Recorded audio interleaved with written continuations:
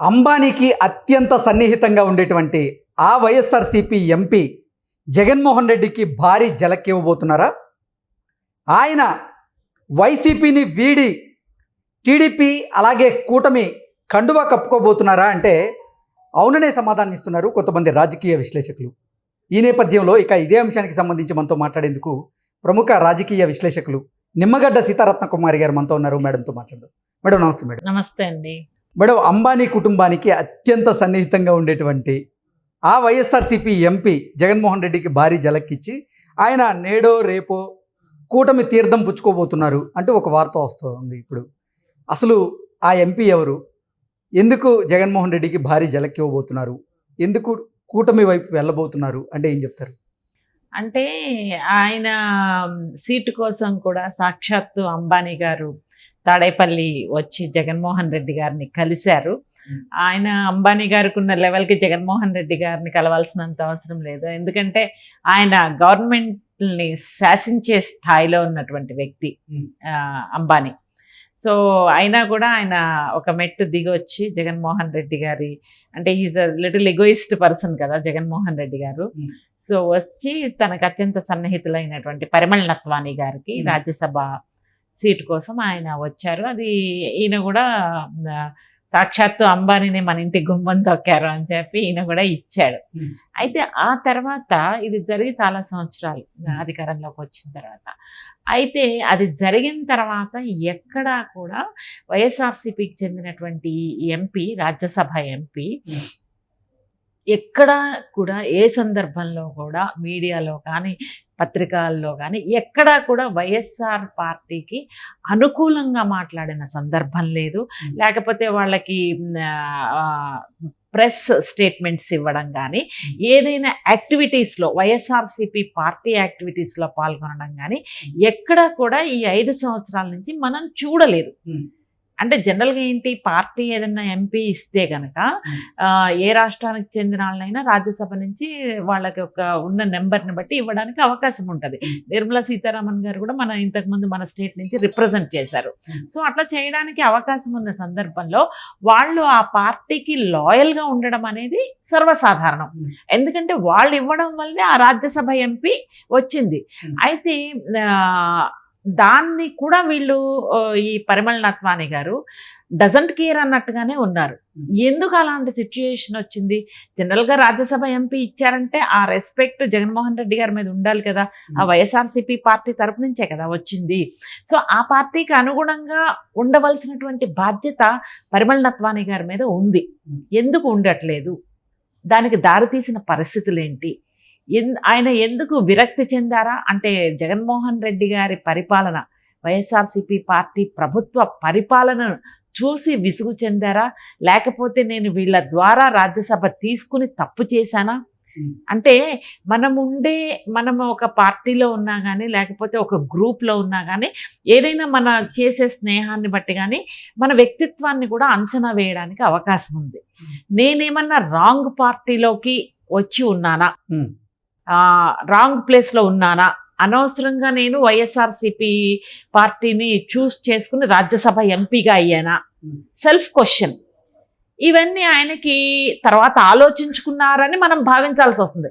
మీకు అదే రాజ్యసభ ఇచ్చారనే రెస్పెక్ట్, కృతజ్ఞత, రెసిప్రోకల్ ఉంటే కనుక ఇలా అయితే ఉండేవారు కాదు కదా. సపోర్ట్ చేస్తారు కదా. ఏదన్నా రాజ్యసభలో ఏదన్నా గొడవలు చేసినా, ఏదన్నా బిల్లుల మీద మాట్లాడాలన్నా, దేని మీద మాట్లాడాలన్నా మనం ఎప్పుడు కూడా ఎక్కడ కూడా ఏ సందర్భంలో కూడా రాజ్యసభలో ఆయన వాయిస్ తీసిన సందర్భాలను అసలు ఇప్పటివరకు చూడలేదు. దీన్ని ఏ విధంగా అర్థం చేసుకోవాలి అంటే, రాంగ్ స్టెప్ వేశానని అనుకుంటున్నారు ఆయన. వైఎస్ఆర్సీపీ పార్టీ నుంచి నేను ఎంపీగా వచ్చి రాంగ్ స్టెప్ వేశానని అనుకుంటున్నారు. దూరంగా ఉంటున్నారుగా, పార్టీ యాక్టివిటీస్కి దూరంగా ఉంటున్నారు. అట్లీస్ట్ పోనే ఈ 5 సంవత్సరాలు ఇట్లా పక్కన పెట్టిన కీలకమైన ఎలక్షన్స్ టైంలో ఆయన రావాలి కదా. రావాలి, పార్టీ యాక్టివిటీస్లో పాల్గొనాలి. He has to give his statements ఫేవర్గా వైఎస్ఆర్సీపీ పార్టీకి ఇవ్వాలి కదా. ఒక బాధ్యత అయితే ఉంది కదా. పట్టించుకోవట్లేదు ఆయన. He doesn't care. మెయిన్ నేను అనుకోవడం ఏంటంటే, పరిపాలన మీద విరక్తి, ప్రజా వ్యతిరేక కార్యక్రమాలు, ప్రజల ప్రయోజనాల్ని తుంగలోకి తొక్కి సెల్ఫ్గానే చూసుకుంటున్నారు. రివెంజ్ పాలిటిక్స్ ఇవన్నీ చూసి విరక్తి చెంది బహుశా ఆయన సైలెంట్గా